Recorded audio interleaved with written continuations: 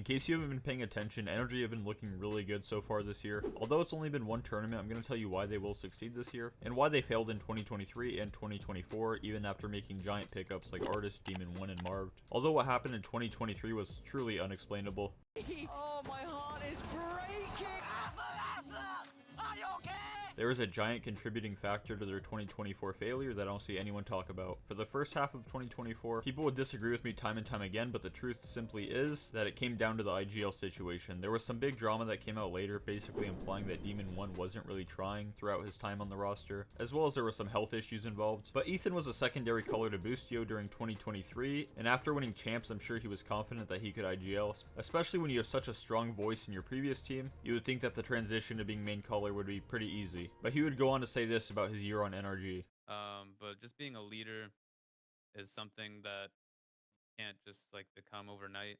You kind of have to do, honestly, you either have to be just built for it or you have to do it for a really long time. And so I just didn't, one, it just didn't have the time, and two, just naturally just not who I am. Basically taking some of the blame for their horrible year, rightfully so. They had 5 of the best players who were being utilized at like 50%. We saw this kind of opposite effect take place when Boostio stepped onto 100 Thieves. 100 Thieves went from a team who couldn't qualify for anything to, I'd say, the most promising team in Americas, all with the addition of a coach and an IGL. I truly hope this puts into perspective how important an IGL is. Also, a majority of you are returning viewers, so please subscribe. But now for the second half of 2024, a problem NRG had that nobody talks about. NRG strategically was a very strong team the second half of 2024, with FNS and Ethan almost beating Sentinels on their best map at the time, Sunset, with only a few weeks to prepare opposed to other teams who had the entire year. Obviously later on, NRG wouldn't look so great on Sunset, but we will come back to this. Coming through!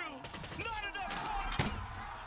Energy was lacking at the end of 2024 was firepower compared to other teams at the time like Sentinels, had Tens or Zekin, anyone really on 100 Thieves, and even a lot of the players on G2 could take over a round at any moment. This is what I think Energy needed to close out that C9 game on Sunset. They just needed one person to take over the round. Energy had Sam and Victor, while Crashy's FNS and Ethan were more the methodical players on the team, as well as Victor would always just be sentenced to die, I assume due to their lack of time to really prepare. Although people like Ethan are pretty good mechanically, I feel like he leaned way more in the direction of being a secondary voice on the team rather than being someone who would just take over rounds. I really don't see anyone talking about this. Obviously 5 pretty good players, but the dynamic just wasn't there. And even if they had more time to prepare, I just don't think this team had that X factor. Now for their 2025 roster, they looked incredible. Obviously they would beat Sentinels 4-0. Although I don't think Sen will be the #1 team coming out of Americas this year, Sentinels is definitely a team of 5 really great players, great coaching staff. So making them look bad is pretty impressive in my opinion. Obviously if you watch the event, it would not even be close outside of one map, which was Sentinels' pick of Sunset.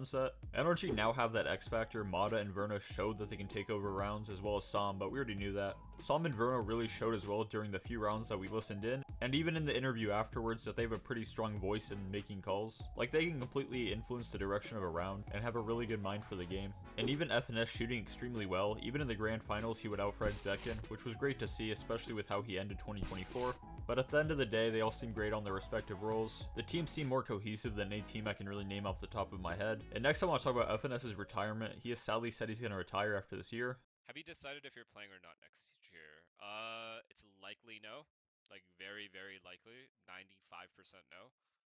It just doesn't really make any sense. So I think they will truly give it their best. The unfortunate part is I don't think there are many players that you can replace FNS with. He's too seasoned of a player. They're gonna have to downgrade. Maybe Ethan can try to IGL again, but I doubt it. You can disagree with me, but FNS is top 3 of all time. I think this team has the ceiling to be the top team coming out of Americas, so #1, and I would be disappointed if they didn't hold a trophy this year. That'd also be a nice way to end FNS's competitive career. I think their floor is a top 3. I just don't see any way this team will be bad. Please comment your ceiling and floor on this team, and if you disagreed or agreed with anything I said. And yeah.